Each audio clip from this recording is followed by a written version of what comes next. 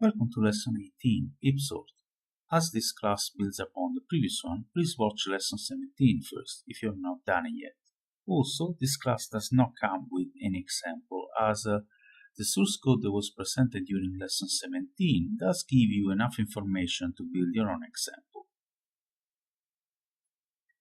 This is an algorithm that uses heaps to sort unsorted items.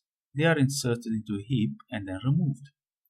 As each insert remove runs in logarithm n and must be applied n times, all items will be sorted in n multiplied by logarithm n.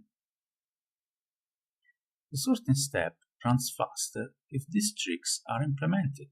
Number 1. Inserting all items at random locations and then push them down to the correct spots.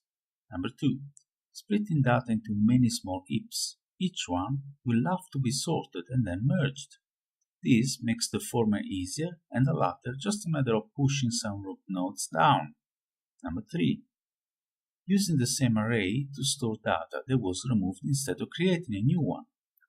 Removed items will be placed at the end of the array. Thank you very much for watching.